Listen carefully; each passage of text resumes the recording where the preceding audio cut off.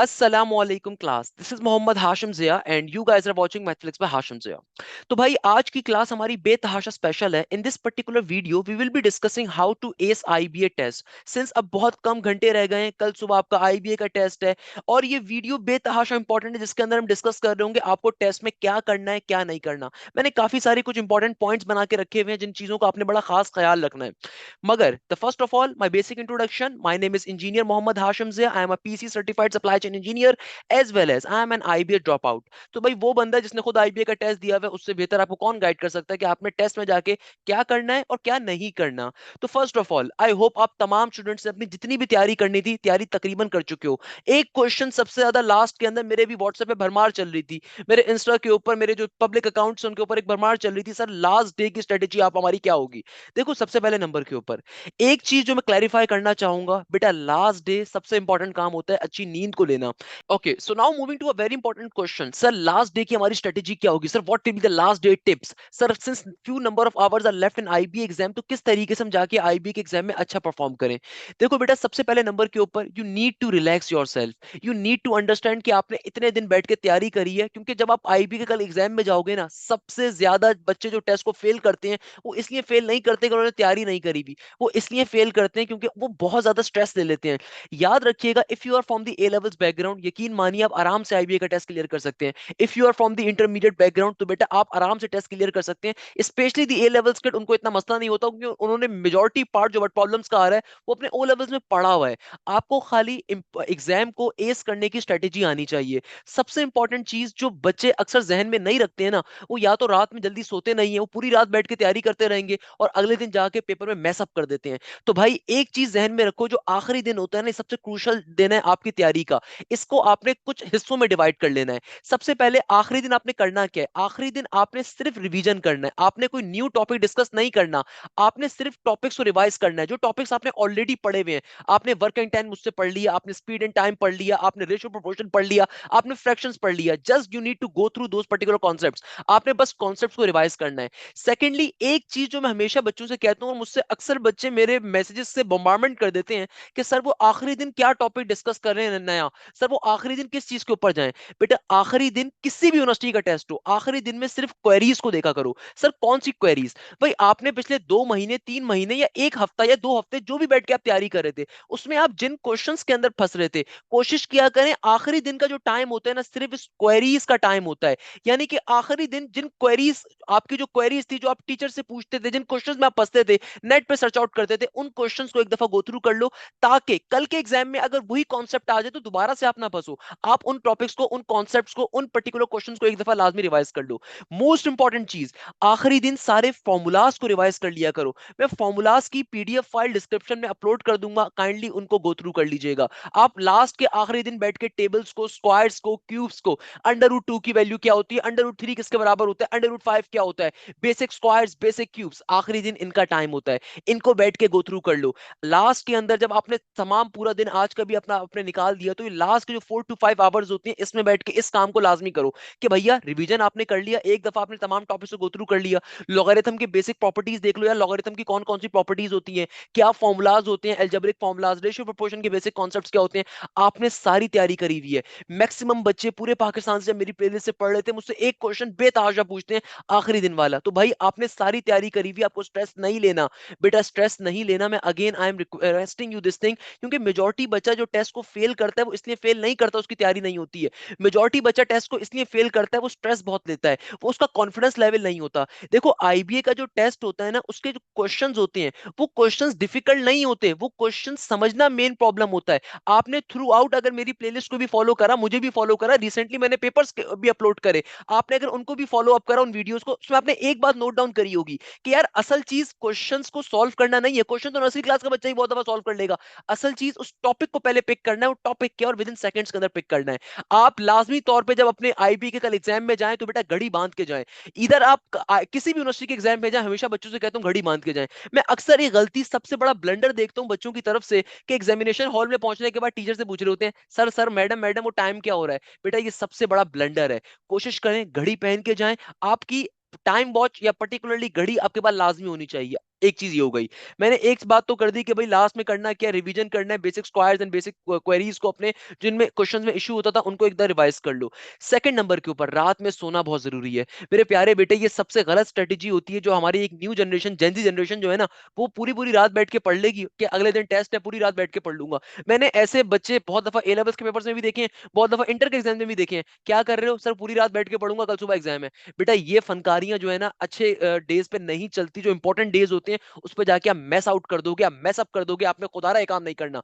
कोशिश करो रात में हद से हद 12 साढ़े 12 तक सो जाओ, सुबह 6 बजे फजर में उठ जाओ, अर्ली मॉर्निंग उठ जाओ, अपनी मॉर्निंग प्रेयर्स लाजमी करो। एक्सरसाइज करते हो, आपको योगा करते हो, उसको थोड़ा सा परफॉर्म करो ताकि आपका थोड़ा सा स्ट्रेस लेवल ऑटोमेटिकली कम हो जाए। क्योंकि बेटा जब बंदा एग्जाम देने के लिए जाता है ना आईबी जैसी जगह के ऊपर, हबीब यूनिवर्सिटी के अंदर, नस के अंदर, एनईडी के अंदर, तो यार माँ बाप की ड्रीम होती है, फैमिली प्रेशर होता है।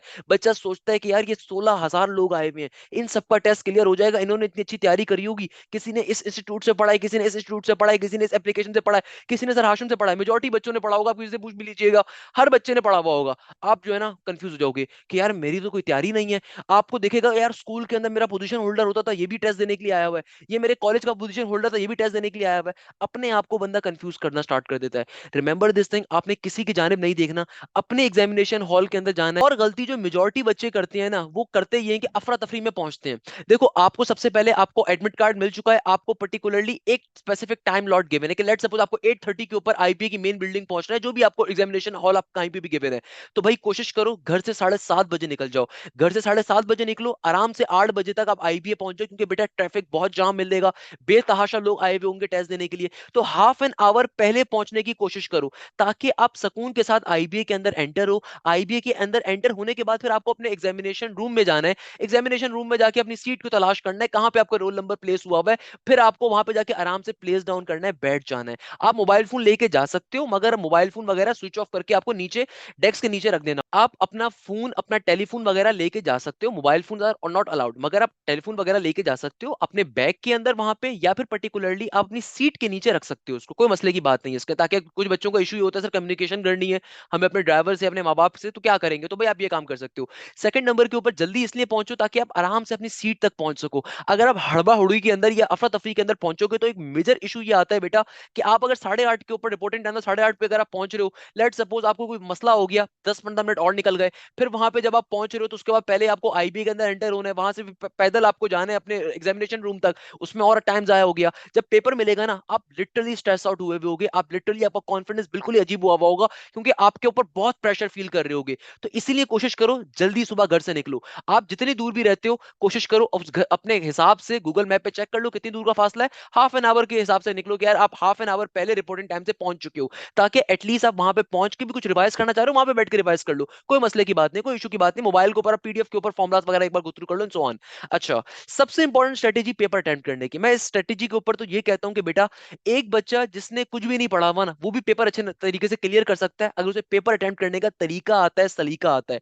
पेपर अटेम्प्ट कैसे किया जाता है किसी भी यूनिवर्सिटी का, ये सबसे इंपॉर्टेंट पार्ट होती है। Remember this thing, aptitude has nothing to do with your intermediate side और योर ए लेवल साइड। 99% बच्चा क्या कंसीडर करता है कि यार एप्टीट्यूड के अंदर जो है ना वही स्ट्रेटेजी फॉलो करेंगे जो इंटर या ए लेवल्स में करते थे। इंटर ए लेवल्स में क्या करते थे कि पहला क्वेश्चन था, पहला क्वेश्चन अटेम्प्ट करा, दूसरा दूसरा करा, तीसरा तीसरा, चौथा चौथा, पांचवा पांचवा। ऐसे नहीं करना होता। You need to remember a strategy in aptitude exam. Aptitude exam के अंदर आपने करना क्या होता है, you need to go through the paper. आपने सबसे पहले तो इंस्ट्रक्शंस को गो थ्रू करना है। पहली चीज जो आपने एप्टीट्यूड के अंदर लाजमी तौर पे करनी है, इंस्ट्रक्शंस को गो थ्रू करना है। ऑल्दो आईबी में कोई नेगेटिव मार्किंग नहीं होती है अब, मगर स्टिल आप अपनी इंस्ट्रक्शंस को चेक करो। अच्छा, जब आप टेस्ट में बैठोगे ना, आपको एग्जामिनर पेपर पकड़ाएगा, उस पेपर के साथ ओएमआर शीट होगी। ओएमआर शीट का मतलब ये होता है कि भाई आपको जो पेपर दिया जाएगा ना, उस पेपर में इंग्लिश और मैथ्स दोनों के पोर्शंस गिवन होंगे। आपसे एग्जामिनर खुद कहेगा आपने किस पोर्शन से स्टार्ट करना है। अगर इंग्लिश का पोर्शन वो कहता है तो you need to go through English portion first. अगर मैथ्स का पोर्शन कहता है you need to go through maths portion first. अच्छा, सबसे पहला काम, जो भी पोर्शन आपको दिया जाए आपने उसके अंदर काम ये करना है, उसकी इंस्ट्रक्शंस को क्लियरली पढ़ना है। मेजॉरिटी बच्चा जो मैस अप करके आता है पेपर के अंदर, वो इंस्ट्रक्शंस को गो थ्रू नहीं करता।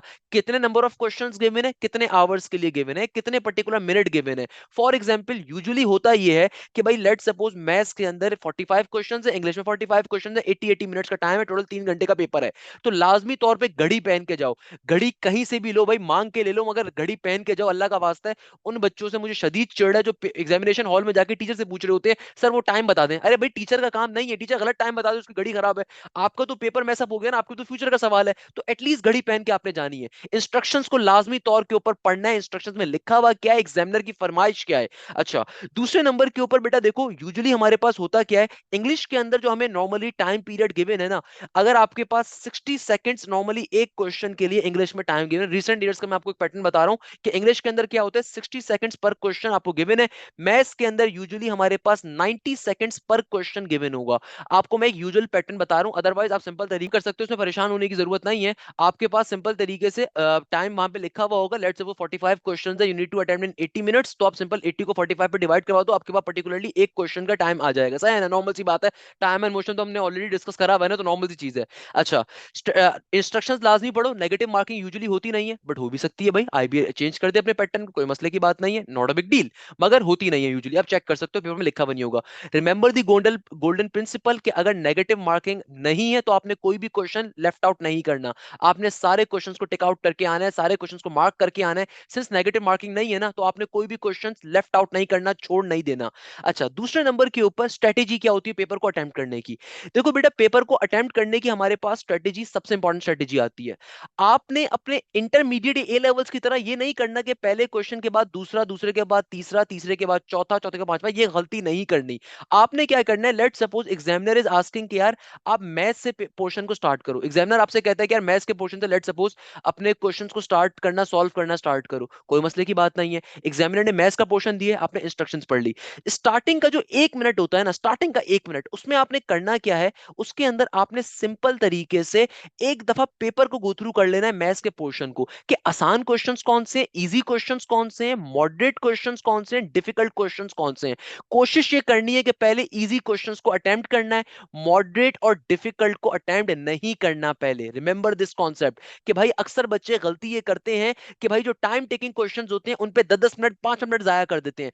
आईबीए के पेपर के अंदर, लम्स के पेपर के अंदर, हर अच्छी यूनिवर्सिटी के पेपर के अंदर जानबूझ के ऐसे क्वेश्चंस पहले पेज के ऊपर दूसरे पेज पे डाले जाते हैं जो क्वेश्चंस टाइम टेकिंग होते हैं। मेजॉरिटी बच्चा एक ब्लंडर करता है कि पहले उसका प्रेशर नहीं, प्रेशर गेन कर रहा होता है, और वो स्टार्टिंग के अंदर ही एक ऐसे क्वेश्चन पे फंस जाता है जिस क्वेश्चन में उसका मैक्सिमम टाइम जाया हो रहा है, और वो क्वेश्चन को टाइम सॉल्व करने की कोशिश किए जा रहा है, चाहे वो इंग्लिश का, चाहे वो मैथ्स का है। कॉम्प्रीहेंशन फॉर एग्जांपल गिवन है स्टार्टिंग के अंदर, अब वो कॉम्प्रीहेंशन को नॉर्मल ट्रिक्स में सॉल्व नहीं कर रहा, वो क्या कर रहा है, पहले उस 4 पेज के कॉम्प्रीहेंशन को, 2 पेज के कॉम्प्रीहेंशन को पढ़े जा रहे, पढ़े जा रहे, उसको 10 मिनट निकल गए। अब 10 मिनट निकल गए, उसने 2 क्वेश्चन भी सॉल्व नहीं करे हुए, तो उसका प्रेशर क्या होगा, यहां से यहां पहुंच जाएगा। अब उसको कुछ समझ में नहीं आएगा सॉल्व क्या करना है। तो रिमेंबर दिस थिंग, आपको you need to be very relax yourself. पहले नंबर के ऊपर आपको स्ट्रेस नहीं लेना। दूसरे नंबर पे आपने पेपर को विद इन 1 मिनट के अंदर गो थ्रू कर लिया, आपने पहले पेज को गो थ्रू कर लिया कि यार इस पेज पे आसान क्वेश्चन कौन सा है। लेट सपोज मेरे पास 6 क्वेश्चन आ रहे हैं पहले पेज के ऊपर, question number 1, question number 2, question number 3, question number 4, question number 5, question number 6। Let suppose मैं इसकी एग्जांपल दे देता हूं, मेरे पास पहला क्वेश्चन आ रहा है, पहले क्वेश्चन में लिखा हुआ है 103 की होल पावर क्यूब। एग्जामिनर कहता है कि भाई 5 डिजिट कितने डिवाइजर्स होंगे इस क्वेश्चन के। अच्छा भाई, दूसरे नंबर पे एग्जामिनर कहता है कि लेट सपोज अंडर रूट 3 से लेके अंडर रूट 15 के दरमियान कितने इंटीजर एग्जिस्ट करते हैं। सर मैं एक एग्जांपल दे रहा हूं, आई एम जस्ट, क्योंकि मैं सिंस अभी पास्ट पेपर्स को सॉल्व करवा रहा था इसलिए मुझे क्वेश्चन याद है। सर है ना, अब देखो इन 2 क्वेश्चंस के अंदर से जो पहला वाला क्वेश्चन है ना, मुझे साफ तौर पे दिख रहा है it will be a time taking question. 103 की पावर क्यूब गिवन है, अब ये क्वेश्चन मुझे सॉल्व करना आता है। आपने सर हाशिम से पढ़ा, you know this thing, solve कैसे होगा, कि पहले आप इसका क्यूब निकालोगे, उसके बाद सिंपल वे में सिंपलीफाई करोगे, 103 की पावर क्यूब, पहले इसको सिंपलीफाई करोगे, उसके बाद फिर डिवाइजर चेक करोगे, नॉर्मल मेथड के ऊपर कितने डिवाइजर इसके बन सकते हैं, ब्ला ब्ला। मगर ये question with in 3 to 4 minutes के, मोस्ट प्रोबेबली 6 to 7 मिनट्स के ऊपर जा रहा होगा, तो मैं कभी भी स्टार्टिंग के अंदर इस क्वेश्चन को अटेम्प्ट नहीं करूंगा। मैं सिंपल एक छोटा सा क्रॉस बना दूंगा इस क्वेश्चन पे, या सर्कल बना दूंगा। सर्कल बना दिया करो, अच्छी बात है। सर्कल का मतलब ये होता है मॉडरेट क्वेश्चन है, लॉन्ग क्वेश्चन है। क्रॉस का मतलब कि बिल्कुल ही कॉन्सेप्ट नहीं आता, सही है ना। तो आपने इन 3 सिंबल्स को हमेशा याद रखना है, टिक के सिंबल को, सर्कल को, क्रॉस को। आपके पास पेपर आ रहा है, आपने विद इन फ्यू सेकंड्स के अंदर पहले पेज को एनालाइज कर लिया कि इस पर्टिकुलर पेज के ऊपर कितने आसान क्वेश्चन है, कितने मुश्किल है, कितने ऐसे क्वेश्चन जो आपको बिल्कुल नहीं आते। भाई ऐसे क्वेश्चंस लाजमी तौर पे डाले जाते हैं जो बहुत ज्यादा टाइम टेकिंग होते हैं, या फिर 1 से 2 क्वेश्चन ऐसे डाले जाते हैं जो सिर्फ एक अच्छा बच्चा ही अटेम्प्ट कर सकता है, एक नॉर्मल बच्चा, एक एवरेज बच्चा नहीं कर सकता। तो इसका मतलब क्या है कि एवरेज बच्चे का आईबी में एडमिशन नहीं होता? नहीं, यू आर टोटली रॉन्ग। मेरे प्यारे शागिर्दों, हमेशा याद रखिएगा, एक अच्छी यूनिवर्सिटी के पेपर में लाजमी तौर पे तीनों तरह के क्वेश्चंस डाले जाते हैं, easiest question, the moderate question and the most difficult one. तो भाई मोस्ट डिफिकल्ट और मॉडरेट को कभी भी स्टार्टिंग में अटेम्प्ट नहीं करते। अब देखो सेकंड क्वेश्चन जो आ रहा है, ये विद इन सेकंड का क्वेश्चन है। अंडर रूट 3 से लेकर रूट 15 के दरमियान कितने इंटीजर एग्जिस्ट करते हैं? भाई मैंने सिंपल तरीके से इसकी वैल्यू निकाल सकता हूं, कोई मुश्किल चीज नहीं है इसके अंदर, नॉर्मल सी बात है, एग्जिस्ट कर सकता है, सही है ना भैया? तो लेट सपोज नेक्स्ट क्वेश्चन मेरे पास आ गया, सर्कल की इक्वेशन का क्वेश्चन आ गया, मुझे पता है सॉल्व हो जाएगा, विद इन सेकंड का क्वेश्चन है। नेक्स्ट क्वेश्चन पे लॉगरिथम का आ गया। अब पांचवें नंबर के ऊपर कोई ऐसा क्वेश्चन आ रहा है जिसका मुझे टॉपिक भी नहीं पता, टॉपिक कौन सा है। फॉर एग्जाम्पल कोई ऐसा क्वेश्चन आ जाता है जो बिल्कुल ही आउट ऑफ द लीग आ गया, मुझे बिल्कुल नहीं आता। भाई नॉर्मल सी बात है, आप भी इंसान है, मैं भी इंसान हूं, ऐसा हो सकता है, पॉसिबिलिटी एग्जिस्ट करती है कि एक ऐसा क्वेश्चन आ रहा है जो बहुत डिफिकल्ट है, बहुत डिफिकल्ट है।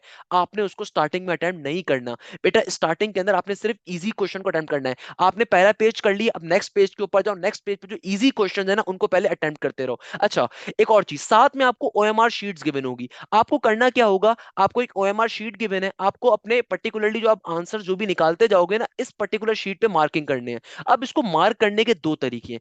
एक तरीका तो ये कि बच्चा क्या करता है, जैसे लेट सपोज उसने पहले वाला क्वेश्चन सॉल्व कर लिया, उसका ऑप्शन ए आंसर आ रहा है, ऑप्शन एप्पल उसका आंसर आ रहा है, तो ओएमआर शीट के ऊपर जाएगा, यहाँ पे जो है ना ऑप्शंस गिवन होते हैं, आपको कलरिंग करनी है। आपको क्या करनी है, कलरिंग करनी है कि भाई ये जो एप्पल ए है इस पे कलरिंग करनी है। अब बच्चे ने साथ ही उस पे मार्किंग कर दी। सेकंड ऑप्शन के ऊपर गया, उसका आंसर निकाला, कलरिंग कर दी। मगर कुछ बच्चे क्या करते हैं, आफ्टर दी पेपर, यानी कि मैथ्स का जब पोर्शन को पूरा कवर अप कर लिया, जब मैथ्स के क्वेश्चन के मेजॉरिटी क्वेश्चंस कर लिए, तब जाके मार्किंग करते हैं। दोनों सूरतें जायज हैं, दोनों सूरतों को पॉसिबिलिटीज है, आप दोनों सूरतों में से कोई भी सूरत को अटेम्प्ट करो, कोई मसले की बात नहीं है। मैं हमेशा प्रेफर करता हूँ सेकंड वाली सिचुएशन को कि यार पहले मैथ्स के पोर्शन को मैंने मैक्सिममली सॉल्व कर लिया, उसके बाद जाके मैं शीट पे मार्किंग कर लूं। मगर टाइम मैनेजमेंट मैटर करती है। ऐसा ना हो कि यार आपका पूरा पेपर आपने सॉल्व कर लिया, अब टाइम ही नहीं बचा आपके, पूरा 2-2.5 घंटे का टाइम खत्म हो गया, और एग्जामिनर ने आपसे बोला कि भाई मैं पेपर ले रहा हूँ, एग्जामिनर ने बोला पेपर ले रहा हूँ, तो आपकी सारी मेहनत बेकार गई। तो remember this thing, time management is something very crucial in aptitude exam. तो भाई अगर आप कोई भी स्ट्रेटेजी फॉलो कर रहे हो, आपने टाइम मैनेजमेंट का बड़ा ख्याल रखना है। सबसे पहले नंबर के ऊपर आपने सॉल्व करना है इजीएस्ट क्वेश्चन को।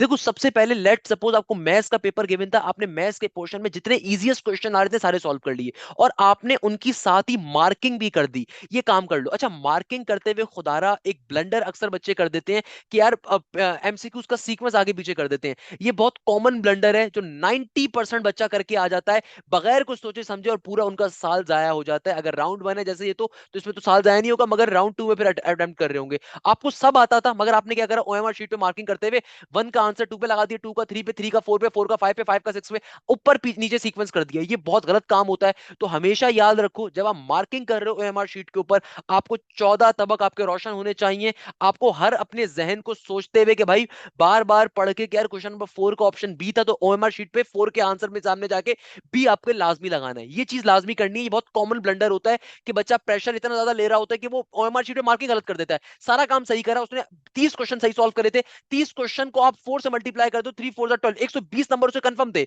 मगर उसने क्या करा, ये ब्लंडर मारकर आ गया। रिमेंबर दिस थिंग, ये बहुत बड़ा भंडा होता है जो आपने नहीं मारना खुदारा। अच्छा, दूसरे नंबर के ऊपर याद रखो, सबसे पहले इजीएस्ट क्वेश्चंस को आपने अटेम्प्ट करना है। इजीएस्ट क्वेश्चन अटेम्प्ट हो गए तो आप खुद देखोगे यार, लेट्स सपोज 80 मिनट्स का आपके पास टोटल टाइम है। 80 मिनट्स का अगर टोटल टाइम है, तो आपने फॉर एग्जांपल 30 मिनट्स के अंदर, 30 to 40 मिनट्स के अंदर ये 30 क्वेश्चन अटेम्प्ट कर लिए। अब आपको पता है कि यार ये मैंने जो है ना 30 से 40 मिनट के अंदर ये 30 क्वेश्चन या 25 क्वेश्चन भी अटेम्प्ट कर लिए, कोई मुश्किल बात नहीं है। आपने पूरे पेपर को एक बार गो थ्रू करा, पूरे पेपर को गो थ्रू करने के बाद जितने आसान क्वेश्चन थे, जो आप विद इन सेकंड्स के अंदर, जो आप विद इन 30 सेकंड्स के अंदर, विद इन 40 सेकंड्स के अंदर, विद इन 90 सेकंड्स के अंदर, 90 सेकंड का टारगेट रखो अपने पास, विद इन 90 सेकंड में जितने क्वेश्चन को आप सॉल्व कर सकते थे 1.5 मिनट के अंदर, आपने उन क्वेश्चन को सिंप्लीफाई कर लिया, सॉल्व कर लिया।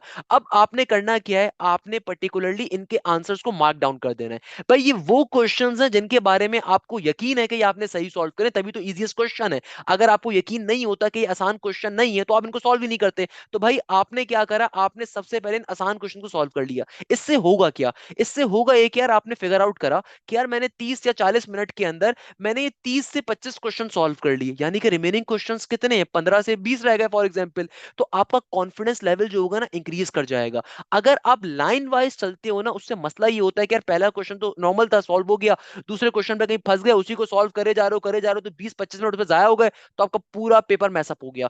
तो हमेशा याद रखो, चाहे आपको इंग्लिश का पोर्शन मिले चाहे आपको मैथ्स का पोर्शन मिले, हमेशा पहले उसमें इजीएस्ट क्वेश्चंस को अटेम्प्ट करो। इजीएस्ट क्वेश्चन जितनी जल्दी अटेम्प्ट हो जाएंगे, उसके अंदर आपको कंफर्म होगा, चाहे आप 15 क्वेश्चन भी इजीएस्ट क्वेश्चन है ना, अगर आप उनको भी अटेम्प्ट कर लिए तो आपका कॉन्फिडेंस लेवल हाई हो जाएगा कि यार देखो मैंने 15 क्वेश्चन तो अटेम्प्ट कर लिए, 15 into 4 यानी कि सिंपल वे में मेरे इतने मार्क्स तो कंफर्म हो गए। अब इसका मतलब क्या है कि मुझे बाकियों के ऊपर खेलना है, मुझे बाकियों के ऊपर चेक करना है। अब देखो मैं हमेशा बच्चों से कहता हूं कि दो तरीके की मार्किंग अपने पास रखो। एक क्वेश्चन जो इजीएस्ट क्वेश्चन है ना, उस पर टिक करते जाओ कि आपने इजीएस्ट क्वेश्चन सॉल्व कर लिया, उस पर टिक कर दिया। और जो लेंदी क्वेश्चन थे उन पे सर्कल मार्क करते जाओ। सर्कल का मतलब क्या है, देखो बहुत दफा ऐसा होता है कि एक क्वेश्चन मेरे पास पेपर में ऐसा आ रहा है कि मुझे मालूम है उसका कॉन्सेप्ट, मुझे आता है कि लेट सपोज 103 की पावर क्यूब, मुझे कॉन्सेप्ट पता है कॉन्सेप्ट क्या होगा, बट मुझे पता है डिवाइजर निकालने में टाइम लगेगा, पहले फैक्टर्स निकालने पड़ेंगे, उसके बाद इनको मल्टीपल करवा करवा के चेक करना पड़ेगा। आई नो यार इसमें टाइम टेकिंग कॉन्सेप्ट हो जाएगा कि पहले मैं 103 को 103 से मल्टीप्लाई करूं, फिर 103 से मल्टीप्लाई करूं, उसके बाद फिर मैं देखूंगा डिवाइजर क्या आ रहा है क्या नहीं आ रहा, या 10+3 की पावर या 100+3 की पावर क्यूब का फॉर्मुला अप्लाई करके मैं निकालूं वैल्यू को, उसके बाद फिर मैं चेक करूं कि यार मेरे पास डिवाइजर क्या आ रहे हैं। तो मुझे पता है टाइम टेकिंग प्रोसेस है, मुझे कॉन्सेप्ट आता है, बट मुझे पता है कि यार टाइम लगेगा, 3 से 4 मिनट लग जाएंगे, तो इसको कभी पहले अटेम्प्ट नहीं करूंगा, इसको सर्कल लगाता जाऊंगा, ऐसे क्वेश्चंस के ऊपर सर्कल लगाता जाऊंगा। पहले आसान क्वेश्चंस अटेम्प्ट कर लूंगा ताकि मेरा मैक्सिमम कॉन्फिडेंस बूस्ट अप कर जाए। और फिर जब मेरे पास टाइम बचा हुआ है, अब जब मैंने, जाहिर सी बात है ना, पहले मैंने इजीएस्ट क्वेश्चन को अटेम्प्ट करा था, तो अब मेरे पास मैक्सिमम टाइम रहता है अभी भी, तो अब क्या करूंगा, इस सर्कल वाले क्वेश्चंस के ऊपर जाऊंगा, इन लेंथी क्वेश्चंस के ऊपर जाऊंगा। अच्छा, इन लेंदी क्वेश्चंस के अंदर कुछ ऐसे क्वेश्चंस भी होंगे जो आपको बिल्कुल नहीं आते होंगे। देखो इन लेंदी क्वेश्चंस के अंदर कुछ ऐसे क्वेश्चंस लाजमी तौर पे एग्जिस्ट करते होंगे जिनको आपने छोड़ दिया था, जो आपको बिल्कुल नहीं आते, जिनके अबाव अजदाद के बारे में भी आपको आइडिया नहीं है कि यार ये किस कॉन्सेप्ट के ऊपर आ रहा है। ऐसे क्वेश्चंस लाजमी तौर पर डाले जाते हैं जो कि ट्रिकी वन होते हैं, जो कि बहुत डिफिकल्ट होते हैं कभी कुछ केसेस के अंदर। तो भाई ऐसे क्वेश्चन पे डायरेक्टली पे तुक्का लगाओगे, इन पे टाइम जाया नहीं करना। आपने ऐसे क्वेश्चंस को लेफ्ट आउट करते जाना है, since negative marking is not allowed, negative marking allow नहीं है, नेगेटिव मार्किंग एग्जिस्ट नहीं कर रही है, तो इसका मतलब क्या है कि भाई आपने किसी क्वेश्चन को भी छोड़ना नहीं है, छोड़ने की गलती नहीं करनी, आपने मार्किंग उसमें भी करनी है।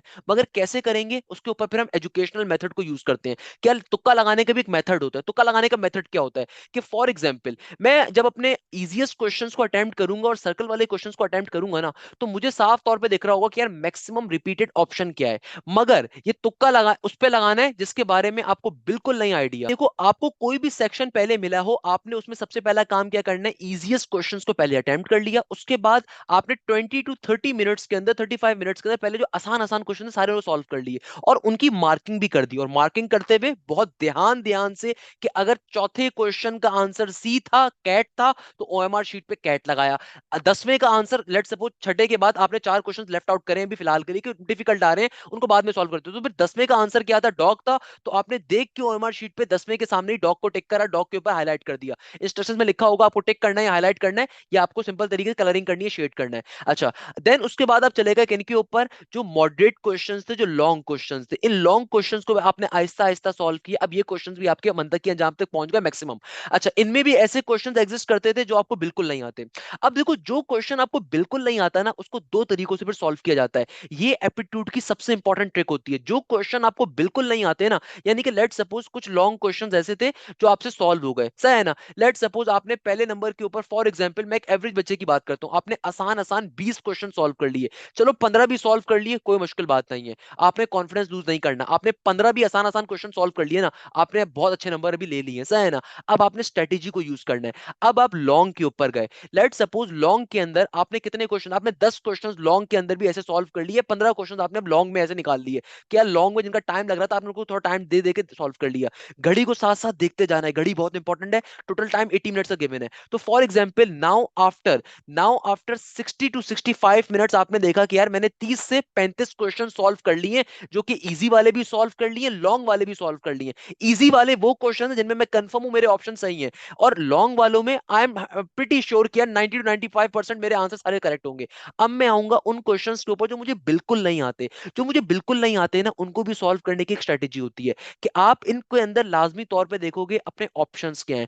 अगर आपको इन क्वेश्चंस के अंदर फॉर एग्जांपल ऐसे 15 क्वेश्चन एग्जिस्ट कर रहे हैं जो आपको बिल्कुल नहीं आ रहे या बिल्कुल समझ में नहीं आ रहे, तो उनमें फिर तुक्का मारने का एक तरीका होता है। तुक्का मारने का तरीका क्या होता है कि आप उन क्वेश्चंस को एक दफा पहले पढ़ोगे, अगर तो आपको 0.0001% भी उनका कॉन्सेप्ट क्लिक होता है, तो आप ऑप्शन की हेल्प से अपने आंसर पे पहुंचो। Hit and try method use करो, एलिमिनेशन मेथड यूज करो। एलिमिनेशन मेथड क्या होता है कि यार आप अपने ऑप्शंस को देखो, इन ऑप्शंस के अंदर से गलत ऑप्शन कौन सा है उनको क्रॉस करते जाओ, जो भी दो या तीन सही ऑप्शन बच रहे हो, आपको लग रहा हो कि यार सही ऑप्शन है, उनमें से जो आपको मोस्ट अच्छा लग रहा हो ना, अपने मजहबी कलमात को पढ़ के उस पर टिक कर दो। क्योंकि देखो ये वो क्वेश्चन है इसके बारे में आपको बिल्कुल नहीं आइडिया। अगर आपको 0.00001% भी आइडिया है ना, तो आप इसको स्ट्रेटेजी पे सॉल्व कर लेते। मगर आपको चूंकि बिल्कुल नहीं आइडिया ना, ये ऐसे क्वेश्चन आ रहे हैं जो आपको बिल्कुल नहीं आते हैं, आपको समझ में नहीं आ रहा कॉन्सेप्ट क्या है। भाई ऐसे क्वेश्चन एग्जिस्ट करते हैं, आप भी एक एवरेज बच्चे हो, मैं एक्सेप्ट करता हूं कि यार बहुत सारे बच्चे एवरेज बच्चे हमारे पास बैठे हो, क्या एवरेज बच्चों का एडमिशन नहीं होता? नहीं होता है। उन्हें स्ट्रेटेजी मालूम होनी चाहिए कि यार देखो पहले इजी क्वेश्चन कर लिए, फिर मॉडरेट क्वेश्चन कर लिए। अब ऐसे क्वेश्चन जिनका कॉन्सेप्ट उन्हें बिल्कुल समझ में नहीं आ रहा ना, तो फिर अपने ऑप्शंस को देखो। फॉर एग्जांपल आपने एक क्वेश्चन है, उस क्वेश्चन में डिस्टेंस मांगा हुआ है, या एक क्वेश्चन है उस क्वेश्चन के अंदर पैरामीटर मांगा हुआ है। Parameter is the distance, you know this thing. तो आपने देख लिया कि भाई एक नेगेटिव में वैल्यू आ रही है, नेगेटिव वैल्यू को एलिमिनेट कर दिया, यानी कि बाकी का जो आंसर होगा तीनों में से कोई बन रहा होगा। तो आपने कुछ सोच साच के कुछ बेसिक ऑप्शंस को देख के आपने एक आध पे टिक कर दिया, सही है ना? तो ये वो क्वेश्चंस थे जिनके बारे में आपको बिल्कुल नहीं आइडिया। अच्छा, कुछ ऐसे क्वेश्चंस भी होंगे जिनके अंदर आप ऑप्शंस को भी नहीं देख पा रहे होगे, जिनके अंदर आपको ऑप्शंस देख के भी कुछ समझ में नहीं आ रहा होगा। तो ऐसे क्वेश्चंस के ऊपर तुक्का लगाने की एक स्ट्रेटेजी होती है। वो स्ट्रेटेजी क्या होती है कि देखो, मैं अगेन रिपीट कर देता हूं, ये वो क्वेश्चंस हैं जिनके अंदर आपको ऑप्शंस देख के भी कुछ समझ में नहीं आ रहा। तो ऐसे क्वेश्चंस के अंदर तुक्का लगाने की स्ट्रेटेजी होती है कि चूंकि आपने भी जब इजी क्वेश्चंस को अटेम्प्ट करा, आपने मॉडरेट क्वेश्चंस को अटेम्प्ट करा, तो यू हैव रियलाइज नाउ कि यार मैक्सिमम नंबर के ऊपर कौन सा वाला ऑप्शन रिपीट हो रहा है। तो आप आंखें बंद करके सिंपल तरीके से जितने वो क्वेश्चंस है ना जिनके बारे में आपको बिल्कुल समझ में नहीं आ रहा, बिल्कुल समझ में नहीं आ रहा, उनके अंदर आप उसी पर्टिकुलर ऑप्शन को लगा दो। इसके पीछे लॉजिक क्या होती है कि देखो, जो मैक्सिमम ऑप्शन रिपीट हो रहा है, तो माइट बी पॉसिबल कि वही मैक्सिमम ऑप्शन कहीं ना कहीं पे आ रहा होगा, सही है ना? मगर उन सारे पे वो लगा दो। मगर ये किसके लिए है, मैं अगेन रिपीट कर देता हूं कि बेटा ये पर्टिकुलर स्ट्रेटेजी सिर्फ उन एमसीक्यूज के लिए है जिन एमसीक्यूज के बारे में आपको ऑप्शंस देख के भी कुछ समझ में नहीं आ रहा, आपको क्वेश्चन पढ़ के भी कुछ समझ में नहीं आ रहा कि यार इसका आंसर होगा तो क्या होगा। तो लेट सपोज ऐसे तीन एमसीक्यूज हैं भाई, ऐसे एमसीक्यूज डाले जाते हैं जो कि एक्सट्रीमली एक्सट्रीमली एक्सट्रीमली टफ होते हैं कि बच्चे को कॉन्सेप्ट ही समझ में नहीं आता। तो भाई ऐसे क्वेश्चंस की स्ट्रेटेजी ये होती है कि यार लेट सपोज ऐसे चार या पांच क्वेश्चंस हैं, आपने देखा कि यार maximum option A Apple option repeat हो रहा है मैक्सिमम क्वेश्चंस के ऑप्शन के अंदर, तो आपने क्या करना है, इन पांचों के अंदर भी ऑप्शन ए को हाईलाइट कर दिया, टिक कर दिया, और इसमें से चांसेस हैं कि आपके तीन या दो जरूर सही हो जाएंगे। ये एक स्ट्रेटेजी होती है। मगर ये स्ट्रेटेजी उस वक्त यूज करनी है जब आपको क्वेश्चन और ऑप्शन में कुछ समझ में ना आ रहा हो कि यार इसका क्या हो सकता है। एलिमिनेशन मेथड कोई काम नहीं कर रहा, आपका हिट एंड ट्राई मेथड काम नहीं कर रहा। अच्छा, एक चीज मैं अक्सर अपने स्टूडेंट्स को बताता हूँ कि यार देखो, ऑप्शंस को यूज करते हुए, अपने क्वेश्चंस को सॉल्व करते हुए, बैकडोर चैनल्स को, हिट एंड ट्राई मेथड को लाजमी यूज करा करो। हिट एंड ट्राई मेथड का मतलब क्या है कि यार कहीं पे भी क्वेश्चन में अगर कभी ऐसा क्वेश्चन आ रहा हो ना, which of the following is correct, which of the following is true, following which of the following condition is correct, तो उसका मतलब क्या है, ऑप्शंस के अंदर उसका आंसर छुपा हुआ है। तो ऐसे क्वेश्चंस ऑप्शंस के थ्रू आप लाजमी तौर पे सॉल्व इजीली कर सकते हो। तो ये स्ट्रेटेजीज आपको मालूम होनी चाहिए। सेम काम आपने इंग्लिश में करना है कि भाई इंग्लिश के अंदर जो कॉम्प्रीहेंशन आ रहा है, आपने कॉम्प्रीहेंशन पूरा पूरा रीड नहीं करना होता, हिट हॉट वर्ड्स को पकड़ा करो। हॉट वर्ड्स आपको इजीली पिक होगा। अक्सर बच्चे जो है गलती करते हैं इंग्लिश के पोर्शन के अंदर कि वो पूरे पूरे डेढ़ डेढ़ पेज के कॉम्प्रीहेंशन को रीड कर रहे होंगे, नहीं। आपको एक कॉम्प्रीहेंशन, उसके बाद पांच क्वेश्चंस गिवन है, उसकी शॉर्टकट आपको मालूम होना चाहिए। क्या शॉर्टकट है कि यार पहला क्वेश्चन जो होगा माइट बी पॉसिबल पहले या दूसरे पैराग्राफ से होगा, दूसरा जो क्वेश्चन होगा वो बीच के कहीं पैराग्राफ से होगा, तीसरा क्वेश्चन कहीं सेकंड लास्ट पैराग्राफ से होगा, चौथा क्वेश्चन कहीं लास्ट के पैराग्राफ से होगा।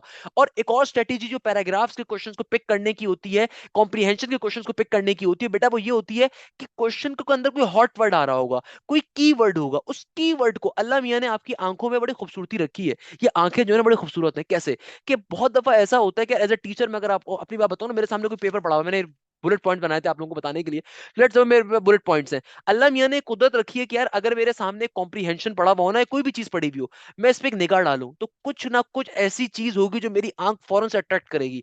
ये आपने बहुत दफा एक्सपीरियंस किया होगा, जो बच्चे नॉवेल्स पढ़ते हैं, they know this particular thing मैं क्या डिस्कस कर रहा हूँ, सही है ना? तो भाई आपने कोई भी कीवर्ड, लेट्स सपोज क्वेश्चन के अंदर आपसे जो है ना हेनरी के बारे में कुछ पूछा जा रहा है, तो हेनरी के बारे में, हेनरी की वॉच के बारे में कुछ पूछा जा रहा है, तो आपने पहले पैराग्राफ में जाके चेक कर लिया कि हेनरी की वॉच पिकअप हो गया। गया। इस तरीके से आप इजीली पिक कर सकते हो। कीवर्ड्स को लाजमी पकड़ा करो। पूरे पूरे कॉम्प्रीहेंशन को उस सूरत में पढ़ो कि अगर आपको किसी सूरत समझ में नहीं आ रहा किस तरीके से सॉल्व होगा, ऐसा वरना होता नहीं है। 90 टू 99.99% केसेस के अंदर जो पहला क्वेश्चन होता है वो स्टार्टिंग के पैराग्राफ्स के अंदर होता है, मिडिल क्वेश्चन मिडिल पैराग्राफ्स के अंदर होता है, लास्ट क्वेश्चन लास्ट पैराग्राफ्स के अंदर होता है। दूसरे नंबर पे कीवर्ड्स हमेशा इंपॉर्टेंट रोल प्ले करते हैं। ऐसे नहीं आता। अब आपके पास पर्टिकुलरली आईबी के अंदर नॉर्मल सी बात है, हमें उसको डिस्कस भी करने की नीड नहीं है, मगर घड़ी लाजमी देखनी है। घड़ी को लाजमी अपने बांध के लेकर जाना है कि भाई साथ साथ घड़ी को मॉनिटर करते रहो, कितना टाइम रहता है, किस पोर्शन पे बैठे हुए हो, कितना टाइम रहता है। ओएमआर शीट के ऊपर जब मार्किंग कर रहे हो तो बेटा मैं बार बार कहूंगा, मैंने ऐसे बहुत बड़े बड़े नमूने देखे हुए हैं जो आईबीए का टेस्ट सिर्फ इस वजह से फेल कर कर आ गए थे। पूरा टेस्ट आता था, लिटरली पूरा टेस्ट आता था, मगर उन बंदों का इसलिए टेस्ट फेल हो गया कि यार ओएमआर शीट पे मार्किंग करते हुए गलत मार्किंग कर दी। सब कुछ आता था, मेरे ऐसे ऐसे ब्रिलियंट शागिर्द थे, सब कुछ आता था, मगर कॉमन ब्लेंडर किया उन्होंने ये।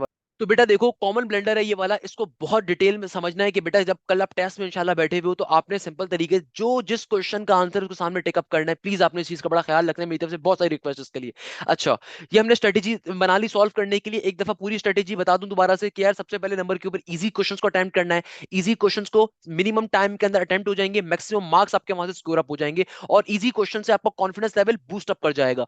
सेकंड नंबर के ऊपर मॉडरेट क्वेश्चंस के ऊपर जाना है, मॉडरेट क्वेश्चन को टाइम देना है। उसके बाद जो डिफिकल्ट तरीन क्वेश्चंस हैं उनको देखना है। मॉडरेट के अंदर भी अगर कुछ क्वेश्चंस में फंस रहे हो, कुछ क्वेश्चन में मसला आ रहा है, तो उनको फिलहाल लेफ्ट करते जाओ, मॉडरेट के दूसरे क्वेश्चंस को बजाते रहो, सही है ना। और फिर जो क्वेश्चंस लास्ट में रिमेनिंग रह जाएं उनको देखो, उनमें कुछ भी समझ में आ रहा है उसके हिसाब से मार्किंग करो, उसके हिसाब से सॉल्व आउट करो। और जिन क्वेश्चंस में बिल्कुल कुछ भी समझ में नहीं आ रहा, लिटरली आप न लो वहां पे, तो वहां पे फिर जो मैक्सिमम ऑप्शन रिपीट हो रहा है उन तमाम क्वेश्चंस में वही ऑप्शन सबके साथ लगा दो। अगर ऑप्शंस के जरिए आप 0.0000001% भी बात पकड़ पा रहे हो तो ऑप्शन के जरिए मार्किंग करना। ये स्ट्रेटेजी फॉलो मत करना तुक्के मारने वाली। तुक्के मारने वाली स्ट्रेटेजी सिर्फ वहां आपने अप्लाई करनी है जहां पे आपको ना ऑप्शन से कुछ समझ में आ रहा हो ना क्वेश्चन से कुछ समझ में आ रहा हो। वहां पे जो maximum through out the paper आपको ऑप्शन रिपीट कर रहा है उसको आप टिक कर दो, अल्लाह का नाम लेके इंशाल्लाह, सही है ना। अच्छा, सेकंड नंबर के ऊपर एक बड़ी इंपॉर्टेंट चीज होती है, इसमें हमेशा कहता हूं, स्ट्रेस और प्रेशर। मेरा बेटा रात में एक अच्छी नींद लो। देखो मैं I will be waiting for your result, I will be waiting for you guys. मैंने बड़ी मेहनत करी है मेरा बेटा, अपनी जॉब से अपनी कॉर्पोरेट लाइफ से टाइम निकाल के आपके लिए मेहनत करी, आपके लिए पेपर्स को सॉल्व करवाया है। तो I am really praying for you guys, इंशाल्लाह ताला आप बहुत अच्छा स्कोर करोगे मुझे मालूम है। मगर एक चीज जिसके बारे में एम्फेसाइज करूंगा बेटा, स्ट्रेस और प्रेशर। देखो आपने मेहनत करी है, आपने दूसरे बच्चों को देख के बिल्कुल भी परेशान नहीं होना। आपको पेपर में ऐसे नमूने मिलेंगे जो आपकी तरफ देख रहे होंगे, आपसे कुछ पूछने की कोशिश करेंगे, आपने उनकी बातों का जवाब नहीं देना। बेटा रिमेंबर दिस थिंग कि दोस्ती वोस्ती जिंदगी में कुछ काम नहीं आता, ये मोहब्बतें शोहब्बतें कुछ काम नहीं आती हैं, ये जिंदगी में एक दफा आंखों का टकराना कोई काम नहीं आता। ये सारी बेकार तरीन चीजें होती हैं, इंतहाई लॉजिकल चीजें होती हैं। तुम कल को किसी ढंग के मुकाम पे बैठे हुए ना, 10 लोग तुम्हारे पास आ जाएंगे, चाहे इधर आप बॉय हो इधर आप गर्ल हो। Remember this thing. अक्सर बच्चे क्या करते हैं, सर वो खूबसूरत सी लड़की ने मुझसे क्वेश्चन पूछा था, मैं तो उसको क्वेश्चन का आंसर बता रहा था, एग्जामिनर ने पेपर फाड़ दिया। भाई आईबीए अपने अपने इंस्ट्रक्शंस के मामले में, आईबीए अपने लॉ एंड ऑर्डर के मामले में, आईबीए अपने डेकोरम के मामले में बहुत स्ट्रिक्ट है। आपका पेपर एक ही दफा आपको मिलेगा, अगर पेपर आपका फाड़ दिया, आपका छीन लिया, दोबारा पेपर मिलने का सवाल ही नहीं होता। तो कोई बंदा आपको पिन कर रहा है, पीछे से लोग चुबो रहा है, कोई मसला कर रहा है, कीड़ा कर रहा है, एग्जामिनर को कॉल आउट कर दो कि सर ये तंग कर रहा है, चाहे वो कितना ही अच्छा आपका दोस्त ना हो। बेटा ये दोस्ती कोई काम नहीं आती, कल को उसने अपनी जिंदगी जीनी है, तुमने कल को अपनी जिंदगी जीनी है। Remember this is the harsh reality of this world. कितने ही अच्छे कोई दो दोस्त क्यों ना हो, जिंदगी साथ नहीं गुजारते बेटा। अगला बंदा, एक बंदा अलग शादी करता है, एक बंदा अलग शादी करता है, सही है ना। I am not talking about the love birds, but simple is that you can understand कि भाई हर इंसान की जिंदगी दूसरे से मुख्तलिफ होती है। आपने अपनी जिंदगी पे फोकस करना है। ये 3 घंटे तुम्हारी जिंदगी का बहुत इंपॉर्टेंट रोल प्ले कर रहे होंगे। तो भाई स्ट्रेस नहीं लेना, किसी की जानिब नहीं देखना, किसी को ऊपर नहीं देखना। आपको बहुत सारे लोग दिखेंगे डिफरेंट क्लोथ के अंदर, डिफरेंट डिफरेंट कल्चर के लोग दिखेंगे। तो भाई it's the beauty of IBA कि आईबीए के अंदर हर कल्चर का बंदा आता है, हर किस्म का बंदा आता है। आपको दाढ़ी वाला भी मिलेगा, आपको क्लीन शेव भी मिलेगा, आपको हर किस्म का बंदा मिलेगा। तो आपने उसको देख के परेशान नहीं होना कि यार क्या है क्या नहीं है। आपने सिर्फ अपने मजहबी कलमात को पढ़ना है, आपने सिर्फ अपने आप से काम रखना है, खुदारा दूसरों की तरफ नहीं देखना, अपने पेपर पे फोकस करना है। एक अच्छा बच्चा वो होता है जो पेपर में नजर भी उठा के ना देखे। आपको जो आता है, जो करना है, आपने खुद करना है, आपको बस ये मालूम होना चाहिए। देखो मैं अगेन कह रहा हूं, किसी की जानिब नहीं देखना, कोई सर से क्या पूछ रहा है क्या नहीं पूछ रहा, कोई क्या कर रहा है क्या फनकारी कर रहा है, आपने कुछ नहीं देखना। आपने जस्ट फोकस करना है अपने ऊपर। कोई पीछे से पेन भी चुभ रहा हो ना, आपने सर को वो बोल देना है, आपने अपने काम से। देखो ये इस चीज से क्या होगा, आपका स्ट्रेस लेवल कम होगा। जब आप दूसरी तरफ देखते हो ना, आप देखो कि अच्छा भाई ये ऐसे ऐसे सॉल्व कर रहा है, ऐसे ऐसे सॉल्व कर रहा है, ये ऐसे ऐसे पेज पलट रहा है, बंदा यार बंदा कॉम्प्लेक्स का शिकार हो जाता है। लेट्स सपोज मुझे बी कॉपी लेने की बड़ी आदत थी, अगर मैं आपको अपनी एक बताऊं ना, तो मैं अपने बाय द वे अपनी अपनी 8-8 बी कॉपीज लेकर आया हूं अपने इंटरमीडिएट के एग्जाम्स के अंदर, अपने एग्जाम्स के अंदर। लोग बड़े हैरान होते थे, भाई मैं कहता मेरी राइटिंग बड़ी, व्हाट शुड आई डू। तो लोग बड़े कॉम्प्लेक्स का शिकार होते थे, बाद में आके मुझसे कहते थे यार हमें तो लगता है पता नहीं कितना पड़ता है, और नॉर्मल सी बात है, I was a good guy. But the point is that कि यार लोग कॉम्प्लेक्स का शिकार हो जाते हैं कि भाई जब आप अच्छे तरीके से पेपर अटेम्प्ट कर रहे हो तो आपने किसी की जानिब नहीं देखना। सेकंड नंबर के ऊपर देखो, पेपर मुश्किल आता है आसान आता है, इस बात का फैसला कट ऑफ करेगा। आपने पेपर के दौरान बैठ के ये नहीं सोचना कि यार मुश्किल पेपर है, सॉल्व ही नहीं हो रहा मुझसे, ये नहीं हो रहा। रिमेंबर दिस थिंग, हर साल का कट ऑफ डिफरेंट होता है। कट ऑफ के मायने होते हैं कितने नंबर के ऊपर पेपर क्लियर होगा। आईबी के अंदर दो तरह के कट ऑफ होते हैं, एक होता है इंडिविजुअल कट ऑफ, एक होता है total cut off. For example let suppose English का कट ऑफ अलग होगा, मैथ्स का कट ऑफ इंग्लिश अलग होगा। यानी कि अगर इंग्लिश के टोटल मार्क्स आपके पास 200 आ रहे हैं, तो भाई 96 नंबर, अगर पेपर आसान है तो 96 का कट ऑफ बन जाएगा। अगर मैथ्स का पेपर आ रहा है, मैथ्स का कट ऑफ, मैथ्स का पेपर बहुत मुश्किल है, तो कट ऑफ 92 का बन जाएगा। और फिर एक टोटल कट ऑफ होता है। टोटल कट ऑफ का मतलब होता है कि भाई इस टोटल कट ऑफ को भी क्लियर करना है, that is something around 220, 218 and something like that. Cut off कहते हैं किस कितने नंबर पेपर क्लियर होगा। तो आपने इंडिविजुअल पेपर्स को भी क्लियर करना होता है, और टोटल आपने कट ऑफ भी क्लियर करना होता है, टोटल स्कीम को भी आपने क्लियर करना होता है। पेपर मुश्किल आए, पेपर आसान आए, आपने पेपर को देख के ये नहीं सोचना है कि यार मैं क्या करूंगा भाई, पेपर बहुत मुश्किल आ गया, सॉल्व नहीं हो सकता। भाई पेपर अगर मुश्किल आएगा ना, तो वो सबके लिए आएगा, सबके नंबर कम आएंगे, तो इसका मतलब कट ऑफ नीचे आ जाएगा। और अगर पेपर आसान आएगा तो सबके लिए आसान आएगा, तो फिर कट ऑफ इंक्रीज सबके लिए हो जाएगा। तो आईबी खुद ही कट ऑफ को अनाउंस करता है जब अपना रिजल्ट अनाउंस करता है। लास्ट के अंदर बस एक छोटी सी बात करूंगा बेटा, ये जो लास्ट डे है, few number of hours are left, जब आप इस वीडियो को सुन रहे होंगे, देख रहे होंगे, आपसे बस एक छोटी सी रिक्वेस्ट है कि भाई रिवीजन अपना कर लो थोड़ा सा। क्वेरीज जिन क्वेश्चन में फंसते रहे थे, उन क्वेश्चंस को एक दफा गो थ्रू कर लो, फॉर्मूलाज लाजमी तौर के ऊपर देख लो, स्क्वायर्स को, क्यूब्स को देख लो, कॉम्प्रीहेंशन रिलेटेड बेसिक पॉइंट्स देख लो, इंग्लिश की जो बेसिक आपकी टिप्स एंड ट्रिक्स होती थी, इंग्लिश के बेसिक टेंसेस वगैरह होते थे, प्रपोजिशन के रूल्स होते थे, उनको बैठ के एक दफा गो थ्रू कर लो। रात में एक अच्छी नींद लेना बहुत जरूरी है, एक अच्छी नींद लो। और सबसे पहले सुबह जब उठो, तो जो भी आपकी वर्जिश करते हो नहीं करते, थोड़ा जिम विम करते हो नहीं करते, हल्की सी पुशअप्स कर लो, या पर्टिकुलरली अपनी मॉर्निंग प्रेयर्स को लाजमी तौर पे कर लो। एक दफा तमाम फॉर्मूलाज को सुबह भी गो थ्रू कर लीजिएगा, इंग्लिश के बेसिक रूल्स को डिस्कस कर लिएगा, पढ़ लीजिएगा। Last but not the least, I will be waiting for your result इंशाल्लाह ताला उज़्ज़ वजल। मुझे आके लाजमी तौर पे कमेंट सेक्शन में बताइएगा किस तरीके से आपका पेपर हुआ। मेरी तरफ से बहुत सारी दुआएं आप तमाम लोगों के लिए। आपने स्ट्रेस नहीं लेना, आपने परेशान नहीं होना, आपने प्रेशर नहीं गेन करना, आपने इस स्ट्रेटेजी को पेपर अटेम्प्ट करने वाली को जहन में रखना है। कोई परेशानी हो, कोई मसला हो, बस इस चीज को जहन में सोचना है कि यार सर हाशिम ने और मेरे तमाम उस्तादों ने हमारे लिए दुआएं करी और हमें बताया है कि यार पेपर इजीली अटेम्प्ट कर सकते हो। आपको अटेम्प्ट करने का तरीका आना चाहिए, जिस क्वेश्चन में फंसो उस क्वेश्चन को लेफ्ट आउट करो, आगे बढ़ जाओ। अक्सर मैं देखता हूँ कुछ बच्चे एक बहुत बड़ा ब्लंडर करते हैं, क्वेश्चन में फंस जाते हैं, उधर ही बैठ के सोच रहे हैं। मतलब मैं एक दफा परेशान होकर मैंने एक से पूछा भाई क्या कर रहा है, सर वो मैं बैठ के सोच रहा हूँ इस क्वेश्चन का आंसर क्या होगा। भाई सोचने का काम जो है ना एग्जाम में नहीं होता, एग्जाम से पहले का काम है अल्लामा इकबाल बनने का। अल्लामा इकबाल कभी भी आप एग्जाम में बैठ के नहीं बन सकते। तो एग्जाम में सिर्फ आपको वर्किंग करनी है, सिर्फ आपको सॉल्व करना है। तो भाई जिस क्वेश्चन पे आपको लगेगा आपका टाइम ज्यादा लग रहा है, आपका टाइम ज्यादा जाया हो रहा है, उस पर लानत बेच के आगे बढ़ना है। आई एम सॉरी टू से but this is very important thing. आप कभी भी टाइम जाया नहीं कर सकते उसके ऊपर बेटा। यहीं पे इस क्लास को ऑफ करेंगे इस उम्मीद के साथ कि आप जाएं जैसे खैरियत से होंगे। इंशाल्लाह ताला किसी नेक्स्ट लेक्चर में आपसे मुलाकात होगी, किसी न्यू वीडियो में आपसे मुलाकात होगी। उस वक्त तक के लिए इस आवाज को खुदा हाफिज, इस इंसान को खुदा हाफिज। जज़ाकल्लाह, thank you so much. Hashim Zia signing of.